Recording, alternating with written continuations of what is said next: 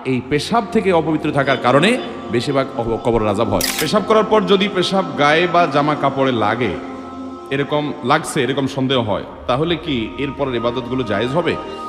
দেখেন, পেশাব করার পর সুইয়ের আগায় যে পরিমাণ পানি থাকে, সুই আছে না, সুইয়ের মাথায় যেরকম পানি থাকে ওইরকম ছোট ছোট ছিটা আসে না কিছু, এগুলো যদি আসে 2-4-5টা বা এরকম ছিটা যদি আসে আপনার কাপড়ের শরীরে, নাপাক হবে না।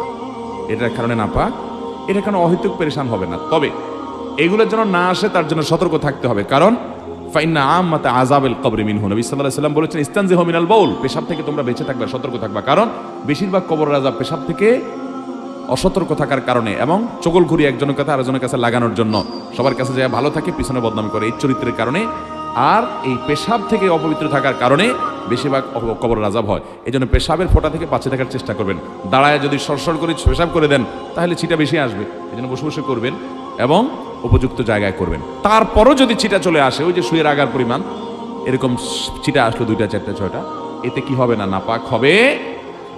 সতর্ক স্বরূপ পায়ে আসছে, পাও ধুয়ে ফেললেন, শেষ। আর কাপড় লাগলে কাপড় নাপাক হবে না এত অল্প পেশাব লাগলে, কারণ এটা থেকে একেবারে এরকম সুতা পরিমাণ সুই পরিমাণও লাগবে না, এটা থেকে বাঁচা সম্ভব না, যার কারণে এটুকু মাফ। শুধু সেটা নয়, অনেক সময় দেখবেন টয়লেটে বসলে মাছি আসে, মাছি যে একবার ওই নাপাক জায়গায় বসে আবার আপনার শরীরে এসে বসে, এর কারণে শরীর বা কাপড় নাপাক হবে, কারণ ওই মাছির গায়ে বা তার পায়ে এত কম নাপাক লাগে যে ওইটা কোনো কাউন্ট করে গণনা করা কঠিন, যার কারণে সেটা মাফ, এটা লাগলে অসুবিধা হবে না।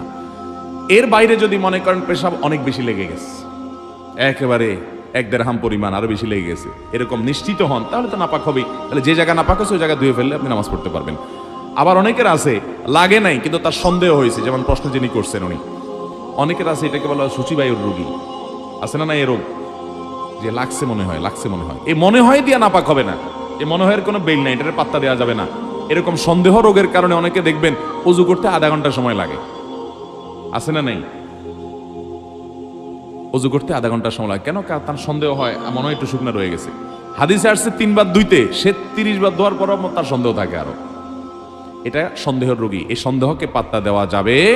আপনি 3 বার ধুইবেন, ডলবেন, এরপরে যদি আপনার মনে বলে যে মনে হয় শুকনা রয়ে গেছে, ওরে বলবেন তুই দূর হ, আমি হাদিস অনুযায়ী 3 বার ধুইছি, অতএব আল্লাহর সাথে আমি বুঝুম, যা, কোনো টেনশন নেই, টেনশন করবেন না। এই অতিরিক্ত টেনশন করতে অনেকে উজু করতে করতে নামাজ শেষ হয়ে যায়, জামাত শেষ হয়ে যায় 1 রাকাত 2 রাকাত, আছে না নাই?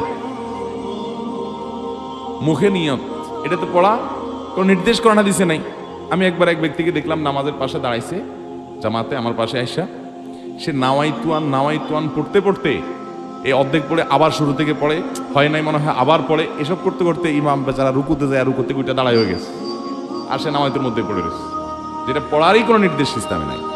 তো যাই হোক, কোনো প্রকার সন্দেহের রোগকে গুরুত্ব দেওয়া যাবে।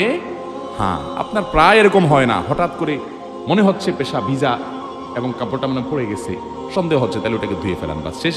আর যে ছিটার মতো পড়ে ওইটার কারণে নাপাক হবে না।